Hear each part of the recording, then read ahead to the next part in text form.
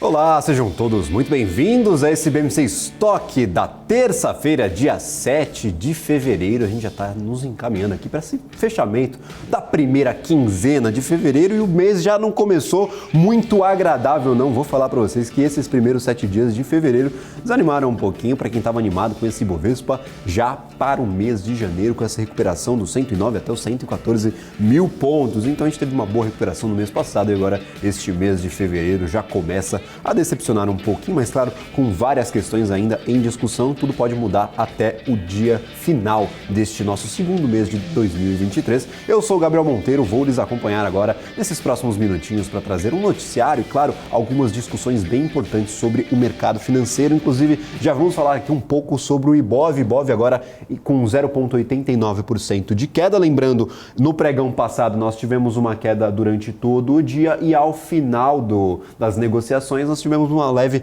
recuperação e um fechamento positivo para o nosso principal índice acionário da Bolsa de Valores brasileira. Hoje nós tivemos aí novamente esse movimento de queda repetindo o que aconteceu ontem, mas claro, até o fechamento do mercado temos muita água para rolar, tem muita coisa para acontecer. Neste momento, 0,86% de queda, 107.783 pontos negociados para o nosso Ibovespa, abaixo do fechamento de 2022, que foi ali em média nos 109 mil pontos. Então, 109 mil pontos, fechamento de 2022, nós, neste momento, 107.797, abaixo do que nós fechamos aí no final do ano passado. Notícia não tão interessante, lembrando, janeiro teve um volume de negociação bem abaixo dos últimos 3 anos, então foi um janeiro, um movimento aqui de alta, carregado principalmente pela entrada de dinheiro estrangeiro e não por um ânimo do mercado brasileiro, dos investidores institucionais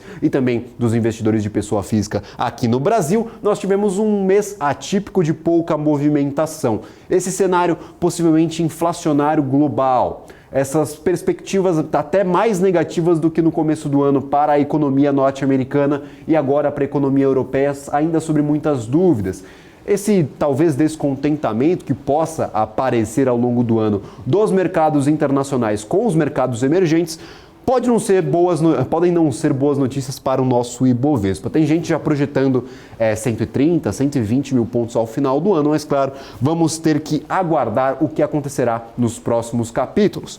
Para o dólar, nós temos uma negociação em alta, 0,64%, de alta para as negociações do dólar futuro. Neste momento, R$ 5,20. Anualmente, nós agregamos aí uma queda de 2,72%, inclusive essa descompressão, essa falta de pressão da moeda estrangeira sobre o real, esse ganho de valor da nossa moeda brasileira internacionalmente foi destacado na ata do Copom de hoje como um dos fatores que podem corroborar para um cenário inflacionário um pouco melhor neste ano de 2023. Claro, tem os fatores que corroboram para o cenário ainda muito forte, mas também alguns fatores que arrefecem um pouco essa crise inflacionária que nós vivemos aqui no Brasil e no restante do mundo. Conta complicada que vai ser melhor discutida no BMC Market, que vem aqui a partir das 2 horas da tarde, depois do BMC Stock. Então, Alexandre Cabral, Alan Gani e Felipe Nascimento trarão todos os detalhes da ata do Copom e, claro, as suas opiniões sobre esse posicionamento do Banco Central, especificamente do Comitê de Política Monetária. Para o mercado, nós temos destaques negativos para a BRF, novamente a maior queda do dia, pelo menos até este momento. BRF levando o setor de frigoríficos como um todo para baixo. Então, BRF, Marfrig também em sinal negativo e JBS também perdendo valor durante esta tarde. Tem uma ação que está se destacando positivamente, mas daqui a pouco eu converso com Alex André. Banco Pan também se destacando negativamente, 4% de queda, e B3 SA3, 3,55% de queda. B3 normalmente não aparece entre as maiores quedas ou maiores altas do nosso Ibovespa, é uma ação bem estável aí na sua cotação. No entanto, rumores de uma possível concorrente da B3 B3 aqui no Brasil começaram a surgir depois de alguns entes internacionais começarem a se movimentar, no caso Mubadala, que está estudando a possibilidade de uma concorrência à B3 aqui no Brasil. Então o mercado está meio aflito com essa possibilidade e agora a ação cai 3,47%. Justificável ou não, esse é o cenário, são os fatores que estão influenciando negativamente as ações de B3. Gostaria de saber de você que está nos assistindo neste momento, uma possível concorrência seria tão ruim assim para a B3SA3, que é hoje praticamente um grande monopólio aqui no nosso mercado brasileiro. Essa concorrência vem ou não vem? Eu quero as opiniões de vocês aqui nos comentários, porque de concorrentes aí da B3, nós já vimos a possibilidade de vários aparecerem aí ao longo dos anos, nunca se concretizaram, inclusive a possibilidade de uma bolsa ESG no Rio de Janeiro. Nada funcionou e agora mais essa que está puxando aqui para baixo. É uma oportunidade ou realmente um risco para a B3? Quero saber a opinião de vocês. Do lado positivo, nós temos SLC Agrícola 1,85% de alta, Embraer 1,82%, MRV 1,86% e Gol, que anunciou as prévias operacionais aqui do mês de janeiro. Janeiro aqui que vieram. As prévias vieram bem positivas, trazendo aqui o número completo para quem está nos assistindo. O tráfego de passageiros consolidado da Gol subiu 8,9% em janeiro comparado a dezembro. Nós tivemos também uma capacidade que aumentou 6,2% no mesmo período, enquanto as taxas de ocupação avançaram 2 pontos percentuais aí para 84,7%. E para discutir um pouco melhor sobre isso, gostaria de trazer aqui ao nosso programa Alex André, especialista em investimentos da Sara Invest. Alex, seja muito bem-vindo ao BMC Stock. Como que você viu essa prévia operacional da Gol, novamente aí mostrando um aumento tanto na capacidade quanto na ocupação? Já faz alguns meses que a gente vê um avanço das aéreas aí nesses quesitos. Legal, Gabriel. Muito boa tarde a todos que acompanham o BMC Stock de hoje. Em relação à Gol, nenhuma grande surpresa, tá? Quando falo grande surpresa, nem negativo, nem positivo, vem crescendo, né, ao longo do tempo, porque é o ritmo de recuperação. Então, acho que não seria diferente, né, se nós tivéssemos aí um aumento tanto da parte de ocupação, né, mais de 85% da taxa de ocupação, que isso é muito bom. Também a gente tem visto, né, tanto em relação a decolagens também crescendo, né, tanto em relação também à parte de oferta que está bem equalizado. Então, acho que não tem nenhuma grande preocupação. A balança de risco fica, claro, né, num cenário em relação ao combustível, né, que é o querosene de aviação, que é o grande pauta agora de curto prazo, e também o patamar do dólar, que o dólar até que ajudou, né, comparando aí o dólar no final do ano com o dólar agora, né, do começo de ano, a gente tem visto um patamar menor e, consequentemente, é uma leitura positiva, o mercado não coloca isso no preço. Claro que todas as pressões fiscais, né, a ata do Copom, tudo isso traz um cenário de risco aqui para o Brasil, que ainda segue muito dividido nesse ponto. Acho que é um principal catalisador que pode ter colocado até mesmo a Gol subindo mais do que a Azul, né, ainda no intradiário de hoje, depois Gabriel coloca na tela, que é a questão da notícia que a Azul poderia entrar em reestruturação, né, um possível RJ, Chapter 11, que está aí dentro do radar, que foi uma notícia vinculada pela mídia. Ao meu ver, uma notícia muito sensacionalista, porque isso é um artifício que uma companhia aérea ou qualquer outra companhia de capital aberto, enfim, o que seja, possa utilizar, mas no pior cenário. Então, é uma coisa que eu até falei ao longo da manhã, que é um analista, né, consequentemente, ele faz a sua sensibilidade. Sensibilidade nada mais, nada menos. Ele vê qual que é o melhor cenário, o pior cenário, o cenário base.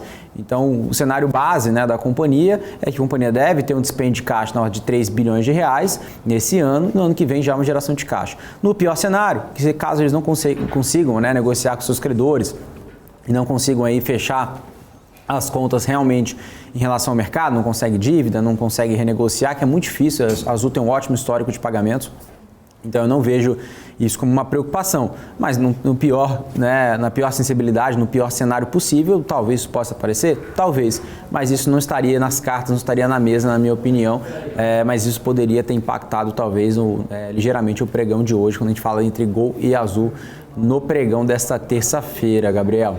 Certíssimo, Alex André. Outro setor que está se destacando pelas movimentações desde ontem é o setor de frigoríficos. Eu trouxe aqui um mapa expandido do setor no dia, mas eu também posso expandir para o mês. O setor como um todo está perdendo valor. Nós temos BRF perdendo 4,60% de valor neste pregão. Nós temos Marfrig 1,95% e JBS um pouquinho menos, estava perdendo um pouco mais até o começo do programa, mas agora reduziu as perdas, 0,37% de perda para JBS. No caso, quem se destaca positivamente, quem está na contramão de todo o setor, é BIF3 Minerva, 0,96%. Ontem o movimento se repetiu, não estava em positivo, mas enquanto esses três ativos aqui, BRF, Marfrig e JBS, estavam perdendo bastante valor, Minerva está perdendo um pouco menos. E é um movimento conseguinte aqui, se nós viermos para a semana, 11% de queda para a BRF, Marfrig 8,57%, JBS 3,20%, e nós temos aqui, infelizmente, eu fui pro meu mapa de criptoativo. Já cheguei aqui com tudo. Mas eu chegando, se nós virmos aqui, nós temos Minerva com um pouco de ganho neste começo de semana. E no mensal aí todo mundo está no negativo. Tanto Minerva com 2,72%, quanto BRF com 14% de queda só neste mês, só nesses primeiros 7 dias de fevereiro. JBS 5,13% e Marfrig 8,44%. Qual que é esse movimento? Nós tivemos alguns relatórios apontando que as empresas que têm operações nos Estados Unidos podem ter as margens ainda muito comprimidas neste ano de 2023. Você acha que é suficiente para motivar esse movimento de forte queda para os frigoríficos ou há algum elemento a mais nessa conta? E também gostaria de colocar mais uma questão. Por que Minerva está se destacando tão positivamente? Para algumas casas, para algumas análises ali, alguns relatórios emitidos, é a top pick do setor. Qual que é a sua avaliação? O que está acontecendo aqui com o setor de frigoríficos, Alex? Legal, Gabriel.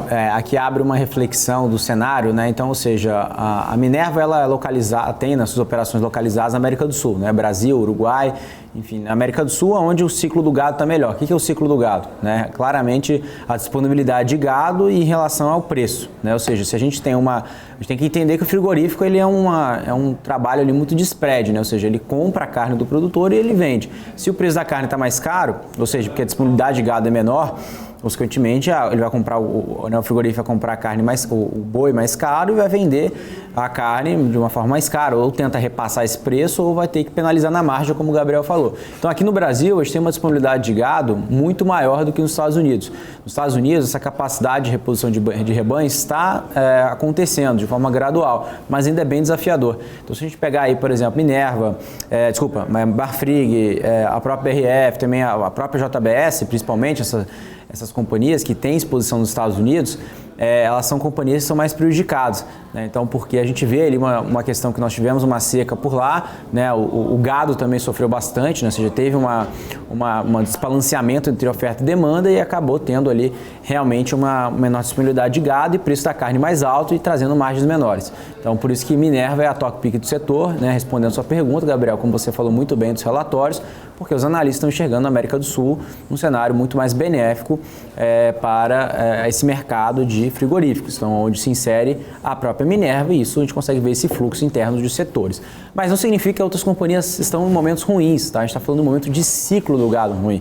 O dólar também pode ter contribuído como um todo, lembrando que o dólar, né, claro, muito mais dependente dos Estados Unidos do que a América do Sul aqui no Brasil. Então, a gente tem essa variável também em relação cambial. Mas um ponto que a gente tem que deixar também importante, que é essas quedas, dependendo da avaliação do investidor, dependendo do horizonte que o investidor queira investir, pode abrir boas oportunidades, né? Por exemplo, o JBS tem negociado 4 vezes EBITDA, a mais diversificada do setor, né? a menos alavancada do setor também, quando a gente compara com outras, né?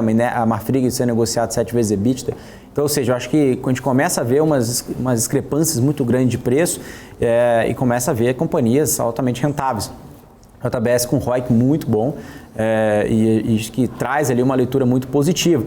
Mas o último ponto aqui em relação à pressão de custo, né, Gabriel, acho que seria a questão também principalmente dos grãos, né? Lembrando que esse ano, principalmente no primeiro semestre, espera-se, né, que a safra seja uma safra muito forte e, consequentemente, né, as commodities agrícolas possam se valorizar e isso possa trazer pressão nos custos, né, por parte ali, né, do insumo, né, em relação ali aos bois, né? Então isso, enfim, do gado em geral, né? Não só a relação entre uma matriz de proteína, mas sim todas, né? A gente está falando aqui tanto de suínos, né? A parte também de aves, então tudo isso pode ser impactado na parte de custos e também tem a parte de inflação muito grande, né? Porque a inflação ela prejudica, né? Isso traz ali menor poder de consumo e o investidor e o consumidor ele acaba trocando às vezes a carne pelo frango, enfim, proteínas mais baratas. Então isso que a gente começa a observar também, principalmente nos mercados mais emergentes. Tá bom, Gabriel? Então esse é um resumo aqui da tese, não só de Minerva, mas também de outras e o cenário dos frigos, né, no mundo inteiro. Maravilha, inclusive cenário que tem diversos fatores aí a serem estudados, não necessariamente ali focados no balanço ou não das companhias, fatores macroeconômicos que estão impactando, afetando essas companhias. Nós tivemos uma grande notícia, hoje é um dia de grandes notícias, o Alexandré. Mais uma possibilidade de RJ, agora vinda do Lauro Jardim, lá do Globo, apontando que a Light pode pedir recuperação judicial por ter de abrir um financiamento aí de 3 bilhões e 300 milhões de reais já nos próximos 2 anos. Essa notícia bateu muito forte no mercado, o mercado não gostou nada dessa possibilidade, até um pouco escaldado com Americanas e com Oi agora com esses pedidos de recuperação judicial. Vou até começar a falar com o sotaque carioca de tanto RJ que aparece por aqui, mas nós temos aqui um ativo que cai neste dia, durante este pregão, 7,42%, no entanto oscila acima do preço de abertura. Nós tivemos um fechamento no pregão de ontem de R$ 3,10 para a ação, uma abertura de R$ 2,71 e agora estamos em R$ 2,87. Nós tivemos um gap de abertura pelo leilão e agora nós temos a ação subindo um pouco, respirando um pouquinho, chegou a oscilar próximo ali de 10% de queda durante todo esse começo de dia. Como que esse pedido de recuperação judicial bate as portas aqui da companhia? Mais um pedido de recuperação judicial para começar bem, começar com chave de ouro esse nosso ano de 2023. Como que você avaliou essa notícia e, claro, a repercussão do mercado, essa possibilidade estipulada aí por Lauro Jardim lá do Globo? Ô, Gabriel, é importante também salientar aqui, o Cabral aqui já derrubando Cabral já está no estúdio. Cabral chegou. O que acontece é o seguinte, Gabriel, a questão da Light, a própria companhia foi ao mercado hoje dizendo que essa declaração que você falou do Lauro Jardim é verídica, né? Não existe porque a companhia não vai entrar em recuperação judicial, tá? Eles falaram isso hoje. Então a própria Light disse que não vai entrar em recuperação judicial. Então isso poderia até mesmo, como você falou, ajudado, né, na cotação, né, não caindo tanto, né, ajudando a recuperar o preço da cotação durante o dia. Mas um ponto importante aqui, Gabriel, eu não vejo tanto, não é que eu não vejo risco, sempre tem risco, mas o risco de ações, que é o risco de mercado, né, de oscilações, acho que está muito no preço, né, não significa que não vai cair mais.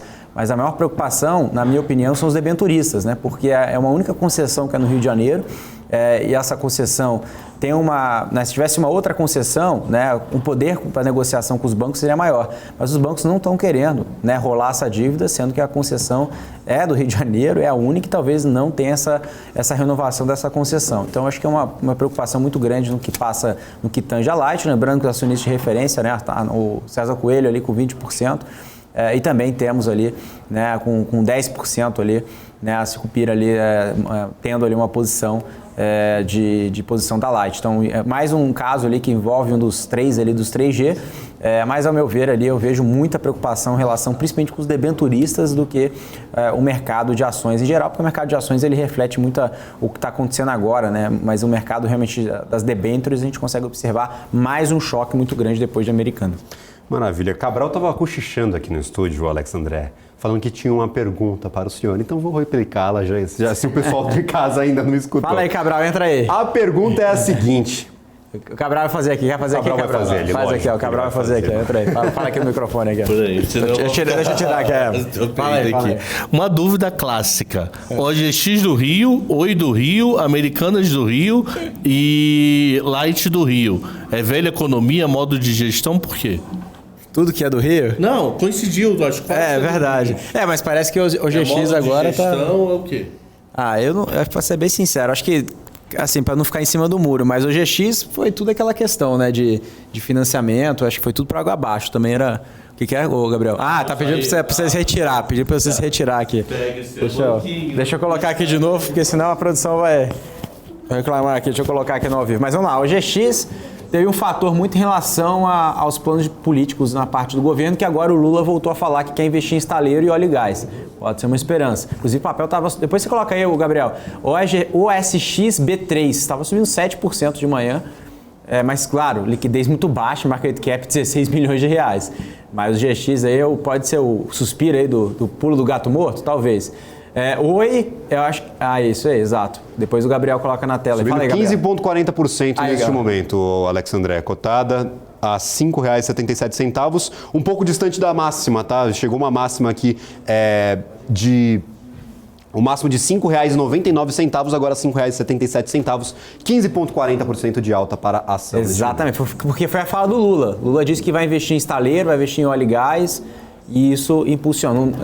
Pessoal, tem que tomar muito cuidado, tá? É um papel sem liquidez nenhum, uma dificuldade, cheio de dívida, tem que tomar cuidado antes de comprar esse tipo de ativo. Estou falando que o Lula disse isso e isso impacta no papel. Mas o caso de Oi é muito em relação ao setor altamente regulado, né? Teve uma mão do governo muito grande para a companhia não quebrar, isso fez a companhia virar uma bola de neve em dívida e tornou o que tornou Oi depois de uma recuperação judicial de 6 anos. Então, assim, apesar de ter uma característica das companhias são do Rio, mas eu vejo que cada setor ele sofreu por uma determinada causa. Então, se a Oi, por exemplo, fosse de São Paulo, por exemplo, é um setor também regulado nesse sentido. Teve uma mão muito grande do governo lá atrás e o que trouxe até hoje. Então, não vejo ali uma relação do meu querido Estado, nosso querido Estado, referindo ao Cabral também. Maravilha. Só uma última atualização aqui, Alex André, antes de nós encerrarmos, porque já estamos estourando o nosso tempo. Vamos lá. Tem gente já querendo o nosso BMC Market, que chega daqui a pouco, tem bastante assunto para discutir. Tem essas falas do Lula, tem a ata do Copom, que foi divulgada hoje pela manhã, bastante agitado esse nosso programa de hoje, mas claro, daqui a pouco, só uma última atualização. BRF continua na maior alta, na primeira posição, na primeira colocação aqui das principais quedas, 4,46% de queda, Banco Pan 3,82% e reduzindo um pouco as quedas mais acima dos 3%, quase ali em 4% de queda. Nós temos Localweb 3,79% e Engie 2,97%. B3 também entre as maiores quedas, 3,39%, por causa desses rumores de uma possível concorrência à nossa Bolsa de Valores, que pode ser uma grande furada. A gente já teve vários rumores anteriormente, inclusive uma bolsa de ESG no Rio de Janeiro, e nada foi para frente, mas a gente tem aqui a bolsa, a B3 reagindo negativamente ao pregão de hoje, a essas notícias. SLC Agrícola é o principal destaque positivo, 2,14%, Embraer 2,07% e Gol, depois do anúncio das suas prévias operacionais de janeiro, 2,1%. E Bovespa aqui, deixa eu só retirar a nossa OSX daqui, se eu conseguir, claro. Eu não vou conseguir, mas o Ibovespa daqui a pouco eu trago essa oscilação. Nós temos o Ibovespa ainda em patamar negativo, mas pouco negativo, respondendo aqui a um anseio do mercado, até o mercado internacional, da fala de Powell agora às 2h40. Então teremos um pronunciamento, uma entrevista, na verdade, com o chairman lá do Federal Reserve, que também conduz o Comitê de Política Monetária, sobre os possíveis passos a serem seguidos pela economia norte-americana. Neste momento, 0,84% de queda para o nosso Ibovespa e 0,73% de alta para o dólar futuro. Cotações de juros, eu sempre gosto de abrir aqui para vocês, porque vocês sempre me pedem nos comentários. A curva curta está perdendo um pouquinho de valor, mas em certa estabilidade, claro, esperando um pouco essas definições, essa reação do executivo à ata do Copom, e a longa ganhando um pouco de valor, destaque para 2033, 0,23% de alta. Este foi o BMC Stock de hoje, agradeço imensamente pela presença de todos e, claro, depois do intervalo, nós temos sim BMC Market aí com a participação um pouco mais estruturada de Alexandre Cabral, Alan Gani e Felipe Nascimento. Eu vou ficando por aqui e volto só no Top News às 4h da tarde. Tchau, tchau.